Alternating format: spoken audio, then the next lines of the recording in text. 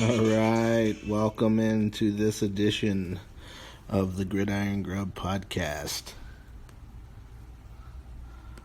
Before we get started, remember, go ahead and follow along on Apple or Spotify podcasts. You can follow along at the Gridiron Grubb podcast on either Apple or Spotify, or you can follow me on Twitter at Gridiron Grubb, or hop on over to gridirongrub.com, join up for the Gridiron Grubb locker room, and not only will you receive weekly emails coming out every Wednesday that will have insights, player evaluations, everything you need to know football-wise. You will get that in your inbox. However, right now, until September 13th will be when the drawing is going to be for this. Everybody who subscribes to the Gridiron Grubb locker room will receive a chance to win 2 free tickets to see their favorite team, college or pro football, play a regular season game. So get on over there, sign up for the locker room at gridirongrub.com, and get your chance to win those tickets. So now that we've got all that out of the way, let's get into our quick hits session for the day. So our quick hit session today, we're going to discuss first is something that's been in the news this week, which, well, it kind of just broke the last couple days, but is Tom Brady's injury, right? So he had partially torn, I believe it was MCL.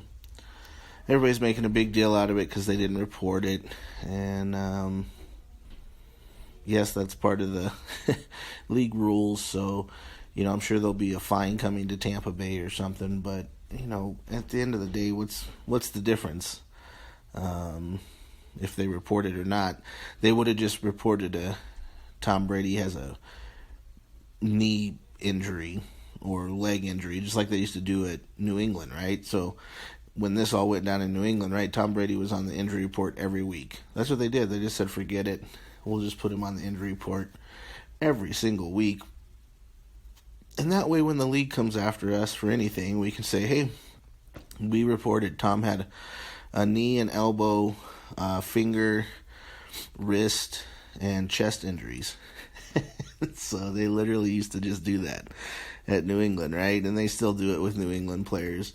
I think the league's kind of cracked down on that a little bit, but they still do it up there in New England. Tom Brady's been a part of this for a long time. So this last year they don't report the injury. Does it really matter? That's, I guess, in the long run, in the scheme of things, does it matter? Would it have mattered if people knew he had they would have just reported it as a sore knee or a tissue issue or whatever, right? So, that's all that would have been reported and put out on the injury report. So I never understand why this is such a big deal. I'm also a big hockey fan. Like in hockey, a guy, he get destroyed and they'll say he's out indefinitely with a lower body injury. I mean, it makes a lot of sense to me to just, what's the difference? I know it's part of the league rules, but acting like it's some end of the world thing because it was Tom Brady, which again, as a fan, I'm not a big Tom Brady fan as a fan, but as a football connoisseur, I love and respect what the guy's done. So does it matter is this what we're gonna do? We're gonna make a big deal out of an injury he had that he played through. Then now we're finding out about it, and it's a big deal, I guess. Not really, not to me. It is what it is. He overcame it, and he's moving forward with it. All right. And my second quick hit, we'll jump into Panthers. There's not a lot of news today, but the Panthers did sign their tackle Taylor Moton to a $71 million extension, so he's got that for 4 years, and That's one of the news hits today. So they will definitely be moving along with him. Obviously, he's set for the future there with them. And then moving on to my third quick hit, we'll jump into this. We jumped into it on Wednesday when it happened, which was the Richard Sherman arrest, which kind of played out how I figured. Doesn't sound like there's anything major out of it. There was 4 misdemeanors that he was, I guess, charged with, but they're all misdemeanors. I haven't really seen any information on what those misdemeanors are, but just as I figured on Wednesday before everybody was jumping the gun of, doing the headlines of like he had physically assaulted somebody or something, I thought it was a little ridiculous. So it comes out he's got some 4 misdemeanors. I'm sure that has to do with the, running into the barrier and parking the car and all the things that came along with the incident, that occurred with the incident. So I don't think anything major is going to come of it. It is a bad look for Sherm as he, is vice president of the Player Association for the players. So, there's going to be a little ramification for that. It doesn't look good as far as what he does for the league, and it's a little disappointing for him, I'm sure. But I don't think anything major is going to come of it. It doesn't sound like at this moment. Other than that, that's my NFL quick hits. Jumping into a college quick hit, we had retirement. Frank Solich retiring from coaching at 76. He's going to move into like an administrative role at Ohio University. And Frank was a great coach. He's going to go down as the winningest coach in MAC history at Ohio there. And yeah, it's a smaller FBS school, but hey, he did his job there. Back in the late 90s and I think early 2000s, he coached Nebraska for 6 seasons back then, right? And he coached them to a Big 12 championship, and even I think he had a 56-19 record there. I mean, that's at most colleges that's a pretty exceptional record, but at Nebraska during the late 90s and early 2000s, they were coming out of the Osborne era. There's a lot of pressure on him, but I'll bet you they could wish they had him. I bet Nebraska fans wish he coached the last 15 years for him. That's for sure. They definitely made a mistake by letting him go there. I know the expectations are high at Nebraska, especially at that time frame when he was there. It's a little ridiculous. And this is one of those things I think about as I think about these college coaching jobs, and you go into these places, and I spent 10 years in Austin, Texas, around UT, and those 10 years have been the Charlie Strong and Herman years, and there's so much pressure, it's ridiculous. In these places like that, and I don't know how they're, they got rid of Mac Brown because he wasn't meeting their expectations anymore, and now the expectations are too high to have anybody do a good job, because it's you have a good season, and the next season, let's say one season you finish top 10, go to a nice bowl game, and the next season you finish 20th, and there already starts to be grumblings there. Then they'll run out the next coach, which I know Sarkisian's there now, but they'll run him out too. This happens, and you just see it happen all over the place. They don't let these guys settle. They don't let them build a program. They think they're supposed to come in and take over and win with the players that aren't even built for a lot of these guys' programs. And you don't do it in 4 years, you're out. And the funny thing is it takes 4 years for you to even recruit your full team. And so some of these guys get the 3rd and 4th year boot, and it's it always drives me crazy. But anyway, Frank Solich, he got the boot at Nebraska with a huge winning record, but not good enough for their standards, I guess, at the time. Again, I'm pretty sure they would love to have him back over the last 15 years of their program, as he goes on to be, for 16 years, he goes on to be the winningest coach in MAC history. And Nebraska, obviously, over the last 16 years has truly not been to the same capacity of a program as they were in the late 90s and early 2000s, even when Frank was there. So, that's where I want to leave that at. But, congratulations to Frank and all of his wins and what he pulled off in the college era there, and especially at Ohio. Let's say we're talking about a smaller, we're talking about an FBS school, but, it's okay. It doesn't matter. If you're successful, you're successful. It doesn't matter where you're successful. That's how I feel about it. He could have been successful for Nebraska, if you ask me, but they gave him 6 years, and even with a Big 12 championship, wasn't good enough for him. So, anyway, moving on. We're going to move on from Frank, and we're going to talk a little NFL pro football camp battles.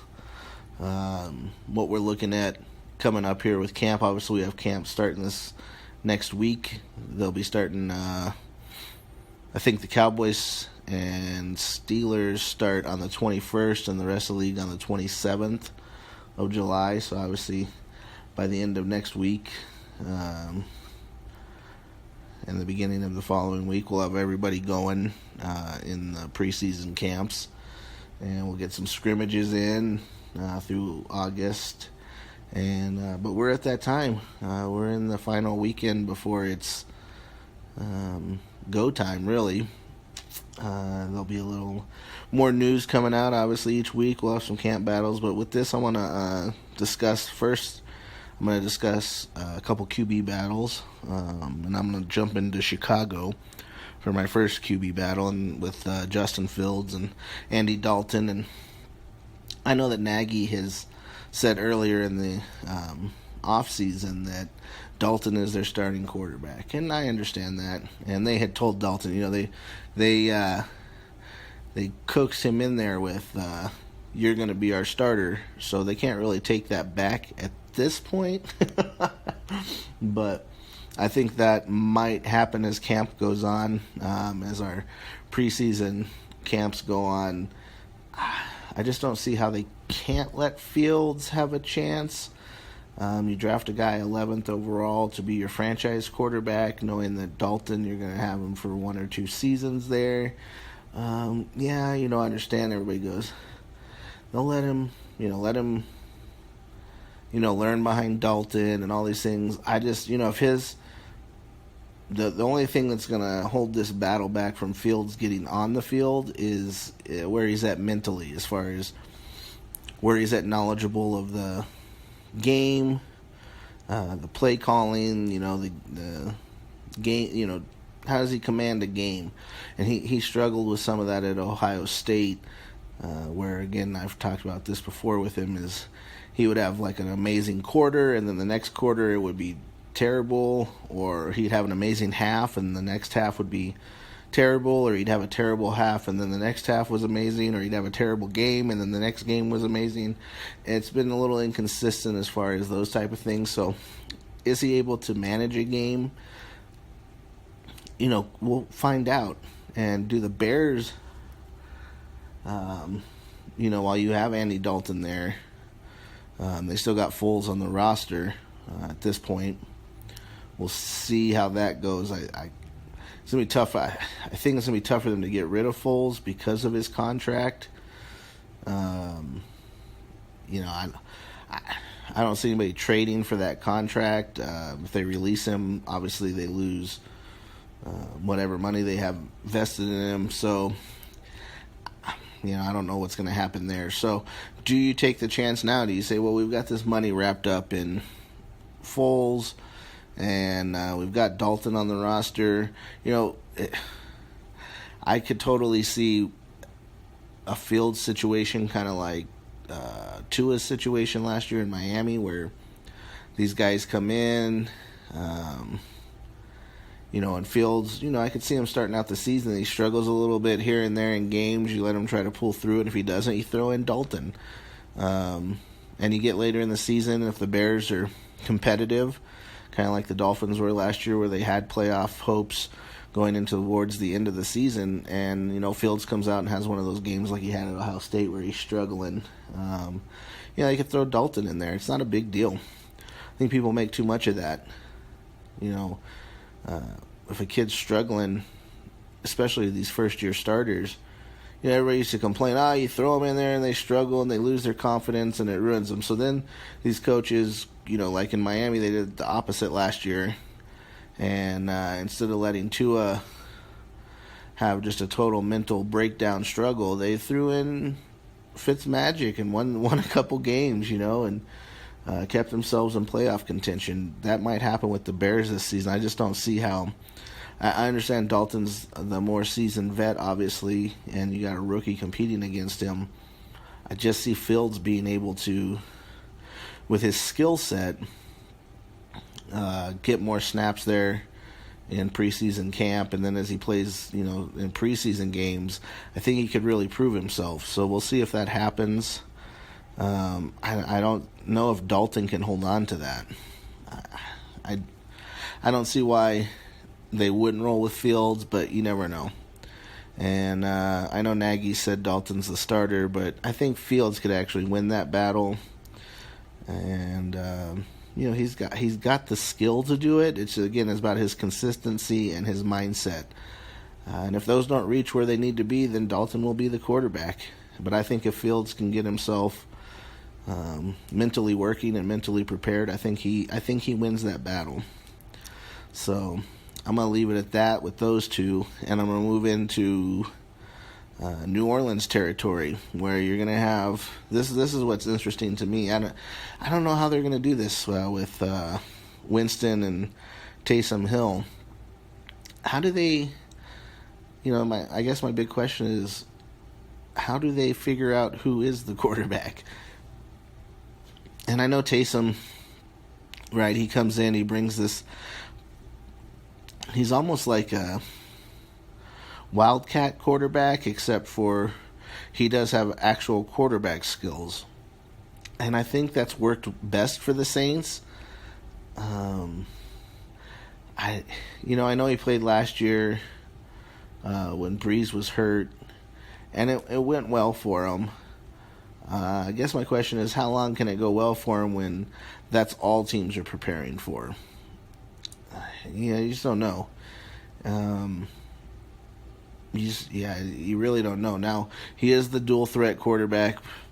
Jameis Winston, though, Jameis Winston also has an arm, and the reason he's gotten in trouble, when he was in Tampa Bay for all the interceptions, but a lot of them were he tried to force passes. He's kind of a Brett Favre type gunslinger in there, and if the Saints want to continue in their passing, kind of how they did with Breeze, if they want to go in that style of offense, obviously to me they have to go with Winston. But I also could see them just doing like they've been doing, right? So and just more of it, right? So you have, when Breeze was there, Taysom would come in almost, if they had an offensive drive going, you'd see Taysom come in and he might take some snaps at quarterback, he might take some snaps at H-back or flanker and all these things like that.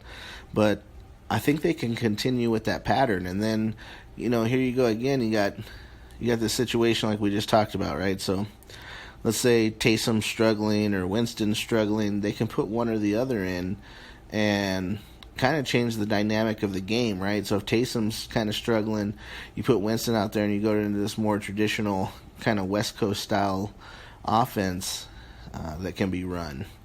And then you put Taysom out there and you go into this kind of hybrid offense that's coming about nowadays, and you get a little of both. So I could see both guys playing and being successful there. I know everybody's giving Winston a really hard time over his time in Tampa Bay. However, like I said, it was more of they couldn't get the gunslinger mentality out of him, where he tried to force a lot of passes. And now he's worked behind Drew Brees. He's had that mentorship with Peyton and Brees, and I think he could. I think he might shock a little bit of people if he gets to start and play there over Taysom. And we'll see what happens. I do think if you want like traditional quarterback play, Winston is obviously your go-to. And if you want that new style offense with the hybrid quarterback, obviously they're going to go to Taysom. But again, I can see them mixing up just like they did with Breeze, except for now doing it more, right? I could see like a 70-30 split. You have Jameis Winston out there 70% and Taysom out there 30%, or even vice versa, right? And so I just think that it's a big decision, and whatever decision they go, I guess we're going to find out here in the next couple of weeks how that's going to play out. But I still see I see Winston, I could just see with Peyton, Sean Payton's full offense. I know when Breeze was hurt, they went with Taysom, but I don't know if they're ready to do that for an entire season, week in and week out, and have different ripples in that playbook and ruffling up some changes with it. I'm not sure if they have that ready. Now we have an off season, so they may have gone deep dive in that, and they may hit up, a little combination of the Baltimore Ravens, because I could see Taysom running like a hybrid of Baltimore and Green Bay style offense, right? So I could see that happen. Maybe even like a Shanahan style offense mixed with a Baltimore style offense, and put Taysom in there. And if they've done that over the offseason, then Taysom's going to be your better quarterback. So that's where I'm at on that. I don't think there's any clear-cut winner going into camp. That's going to be one that they definitely figure out as the weeks roll on. And moving on from our QBs, I'm going to run into our running backs here and talk about one matchup that I think is pretty interesting in the off-season, preseason camps here, is Melvin Gordon and Javonte Williams up in Denver. So I know everybody's kind of going and talking. You have news media talking, football heads, and everybody's kind of rolling around saying, oh, well, what's going to happen is Melvin Gordon's going to play this season, and Javonte will get to learn behind him, and Williams, it's Gordon's contract is up at the end of the year, and so he'll move on and Javonte will take over. For me, I actually think as camp goes on, if you watch Javonte Williams run, he's got more to give than Melvin Gordon, and I could see him I think it would be smart because these rookies hit the wall, obviously, a lot of times in week 10, 11, 12. So I could see a lot bigger share, maybe the first 5 weeks, with Javonte just kind of taking over as time rolls along there. Don't get me wrong, Melvin Gordon, he's a good back. He hasn't been great. He just really hasn't in the NFL. He was great coming out of college. I was excited for him when he came out of college. I just don't think he's lived up to the hype that came out of college. Still a good back. Definitely a good downhill runner. But I think as the season moves on, Javonte kind of moves into that starting role, with Melvin kind of being that relief guy that comes in to spell Javonte. I think at the beginning of the season it's going to be opposite, but I do think week 5, week 6, week 7, you're going to start to see Javonte in there more. And, that's going to help too, so that way he doesn't hit the wall. We see time and time again from especially rookie running backs. But I think him jumping in a little later in the season is going to be beneficial for the Broncos. However, like I say, Melvin Gordon, I don't want to discount the dude. Been a great running back.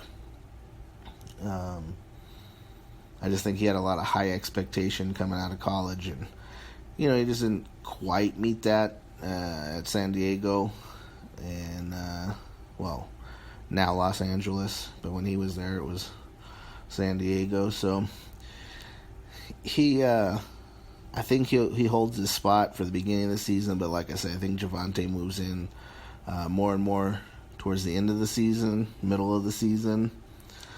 Which, especially in fantasy, if you're watching that, if you can get Javonte in redraft leagues, you can get him pretty late on in the draft. So he's a guy you could stash on your bench that I think's going to pay off, pretty well come mid-season, especially when buys and injuries and all these things start hitting mid-season. Especially as you run into your playoff run. I think by that time he's going to be the big dog there. I don't know if Melvin can hold him back that long. So I think Javonte, like I say, these are great battles to watch in camp. Javonte may shock us all and just boom out of the gate.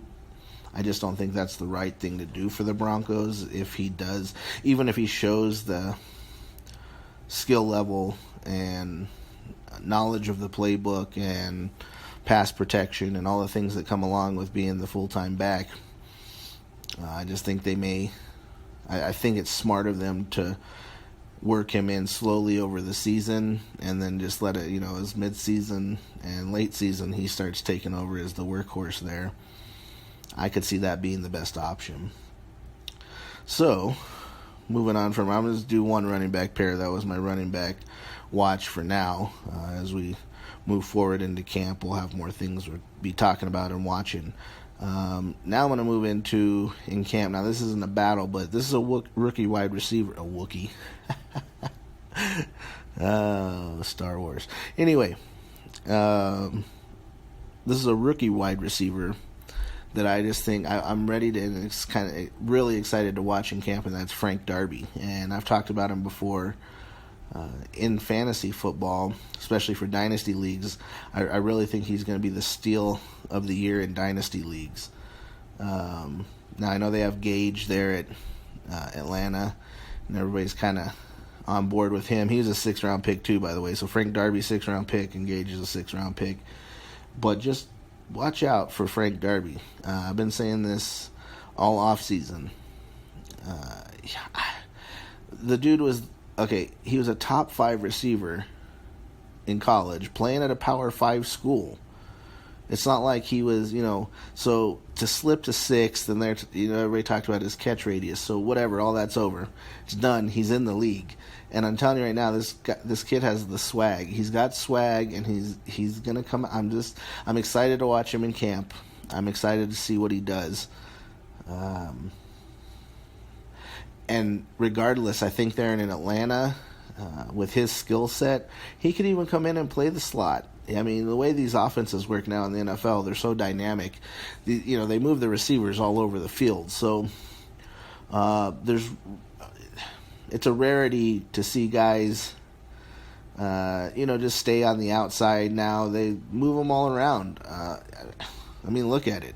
Even your, prototypical guys, the only guys who really stay on like Galladay, he's always kind of on the outside. You never really see him moving on the slot or motioning a lot. Same thing with Devontae Parker at Miami. They're kind of your prototypical big receivers, big-bodied receivers. But even with, Julio when he was in Atlanta, they moved that dude all over the place. And even now in Atlanta, right? So they're going to move all those receivers. They're going to move all over the field. But I think it's going to give Darby a great chance to showcase himself. And I think he's going to put to sleep this catch radius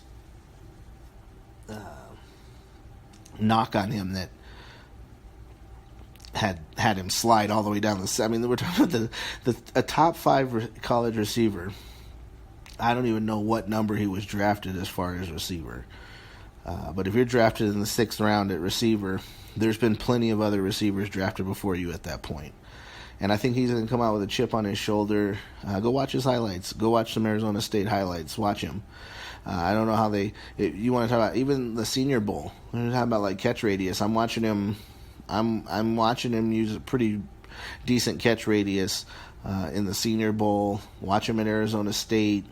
I don't know how this came about. I know they have these like pro camps and all these things, and maybe he struggled in a few of those. We don't get to see all these as average football insiders. You don't see everybody's camp and everybody's pro day and all these things. So I don't know. Maybe he really struggled in those, and it turned some people off. I don't know. And then as the rumor starts, it just starts. And anyway, I think this guy, I just like to watch him in camp, see if he moves up the board for Atlanta and make some. I think in preseason, because these preseason guys he's going to play, I think too. He's gonna be able to showcase himself. He's better than the guys that are going to guard him in preseason. So he might get even an extra chance to showcase some of his actual skill sets, which is big play guy. He's a big play guy. He's a yak guy. He's going to have yards after the catch, and that's what he does. And I think he's going to show out in the ATL this offseason, this preseason camp, and he's gonna prove himself. I just see it happening. Wouldn't be shocked if he's a top receiver for them mid-season and late season, kind of like I was just talking about with Javonte, except for I think with Frank, he's just gonna take some time, to get comfortable. Quarterback's got to get comfortable, right? Matt Ryan's got to get comfortable with him. So I think that's going to happen, though. And just watch out for Frank Darby. That's the name you should check off in your book. And you're in a redraft league. Obviously, you're in a dynasty league. You've probably already drafted, unless you're getting into where you're drafting for new fantasy league, dynasty leagues. If you're doing that, Frank Darby's probably a guy you could get towards the end of your draft. Taxi squad guy, something like that. Depending on how deep your rosters are or how your rosters work, I think he's a guy you could do that with. And he's got big potential. He really does. So just watch out for that. And that's the guy I'm going to say at receiver to watch. Obviously it's not a camp battle. I think he is, he's going to be in a little battle there, but I think that's more of a guy to just kind of eye and watch. And so now I'm going to move on into our college players, which this is going to be day 2 of my running back evaluations. These guys I've been watching film on. If you want to listen to the last episode, I talked about 3 guys, that are guys to watch this upcoming season in the NCAA. And I'm going to talk about 2 more today. And so my first one I'm going to talk about is Kennedy Brooks. And Kennedy he set out last season, right? So he took his COVID sit out, and he, because he set out last year, there's not a lot of hype going into this season about him. A lot of times what happens is people get forgotten about, I think, when, out of sight, out of mind. And so he took the season off for 2020, but, this kid, he's 5'11". He plays at about anywhere from there's been different range numbers on him, but anywhere from about 210 to 215. So he's not a small dude. He's got some strength and stamina. I think watching him run, if you watch his 2019 film, it's incredible. I mean, he really is. If you watch this kid's base, how he runs, he's got such a solid base and balance. He's got potential coming out into the NFL to be, I think, a really good back. This is definitely a guy who could be a 3-down back. He can catch out of the backfield. They throw screens to him. His catch and run, catch, turn, and run is really good because of that balanced base he has. But this kid, I mean, he runs with great pad level. his pad level is always in a great position. And like I say, his legs, he's got very powerful, strong base, and he runs with it, and he knows how to run with it. And usually a lot of times with these running backs that are younger, which the next one I'm going to talk about, some of these guys, it takes them a little while to understand the concepts of being a better runner. And they have great athleticism, but how to be a better running back and a better runner in the game, it takes some coaching. Kennedy Brooks, he's got it now, and so they're just going to keep developing those skills. And he looks really good. I mean, like I say, if you watch, and then his second and third level speed, oh my goodness, it's incredible. It's incredible. He definitely has breakaway speed. He's got big time playmaker speed. He really does. He can break away, and he's playing good competition and good defensive players, and he can split. Man, he will split a secondary quick. And it was pretty impressive watching his game film. Again, out of sight, out of mind. I went back and I kind of started studying and been looking into running backs to talk about in this portion of the podcast. And I went, Kennedy Brooks. And I went, man, that name sounds familiar, because like I say, I'd spent 10 years in Austin, so around UT. And then I went, oh my God, that's who this guy is. So, like I say, out of sight, out of mind. And a lot of people, they do that, and I think that's happened to him. But watch out this year at Oklahoma, because he's going to come out, and he's got some wheels, but his balance, he's like a pinball. He really is. He's a pinball back with speed. So gets his pad level down. He bounces off tackles left and right. And then he jump cut and boom, hit a hole, or hit the hole, get to the second level, bounce off a linebacker, jump cut, split the secondary. I mean, he's got some pretty amazing runs watching him do it. Plus, he's a guy who's going to put his shoulder down, and his pad level's already low. He runs with a nice, good base and a good pad level. He's tough to tackle. He really is. He doesn't even have to stiff arm because he's got such a good base like that. These guys come in and they bounce right off him, and he keeps going. So he looks really good. He's going to be a guy to watch at Oklahoma this season. He'll be a guy to watch as the NFL draft approaches, obviously, in 2022. But, yeah, just watch him. A little pinball back. I mean, he just bounces off. I mean, and he cuts, and he can cut, hit the hole, bounce. I mean, he looks really good. So I don't like to go into any negatives about these kids as I do these evaluations, because negatives, that's for draft day. This is stuff to watch as we're moving forward. And like I say, he's got such a good ability of things.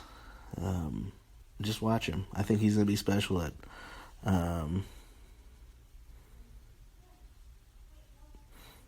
Oklahoma this season. So just watch for him.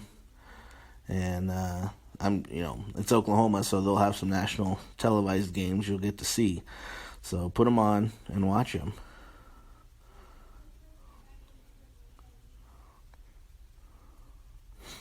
All right, and so my second back I'm going to talk about is Tyler Algier. And if that's the wrong pronunciation, I'm sorry.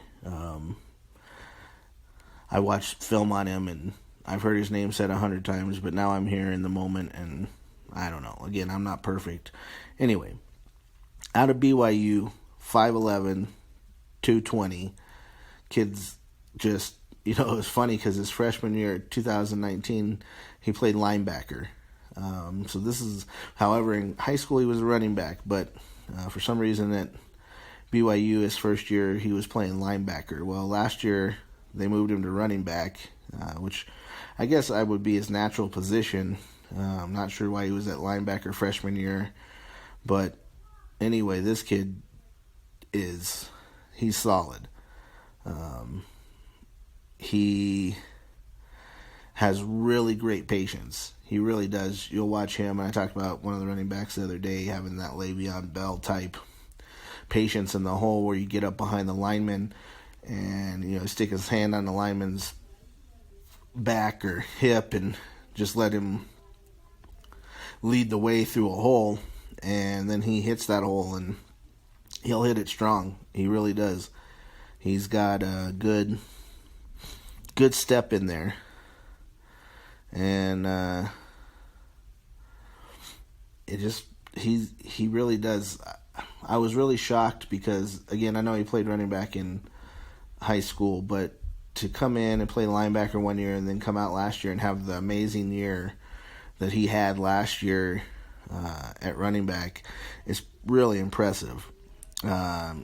He knows how to. He hits holes at full speed, so even when like the Le'Veon Bell thing, he has patience. But if a hole opens up, he's got a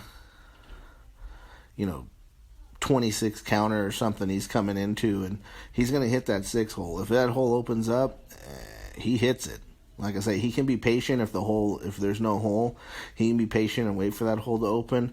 But when the hole is open, he hits it hard, and he's running downhill. This kid is a downhill runner, except he's got a lot of speed. That was what shocked me at the 220 was his speed. Now, again, I don't like to have any knocks on these kids as I'm evaluating them for this process, but the level of competition that I'm watching highlights on for BYU film is definitely not comparable to top competition in Division I football. So, I mean, I'm seeing highlights on like Liberty and South Alabama State or something like that, and not a knock on those kids who play there, but, these guys that are running against draft picks in the NFL already at these other schools got a little different. Now, I'm not taking away from Tyler. He's got some learning to do. As I watched him, he kind of runs straight up. He's a straight up runner right now. I think he can get his pad level down a little bit, and it's only going to enhance his game. And once he gets his pad level down and he runs with that, it's going to help his base because he's already a strong kid. He's hard to tackle, and he's fast as hell. I mean, I don't know what this kid's 40 is, but I don't even care about 40. People are so concerned about 40s. I like on-the-field speed, and this kid's got on-the-field speed for sure. So I don't care if he comes out and runs a 4.6 40. I'd be excited to draft him. You watch his on-the-field speed, and it's incredible. Now, again, when he starts playing some competition, I like to watch him this year. I like to see BYU, in some of his better competitive games when BYU's playing top-notch talent. That's where I'd like to see him excel, see if he can do that. And like I said, I'd like to see him this season. I want to see if those coaches work with him on getting his pad level down instead of being such a straight-up runner. If he does that, he will be special, and he'll be something to watch over the next couple years coming out. But yeah, he'll be special if he can get that pad level down, because his speed, it's amazing speed and strength. He can really be an amazing back.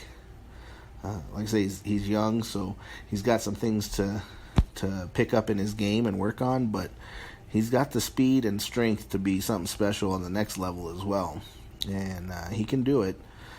Just little tweaks here and there, and I think what he's got against a little better competition is going to only grow this kid, the awareness about this kid as that stuff starts to happen. And so watch out for him. Watch BYU, some of their games this year, and see how this kid puts it together. Now, obviously, they had Wilson at quarterback last year, so that probably helped. It doesn't really help a running back skill, but it does help as far as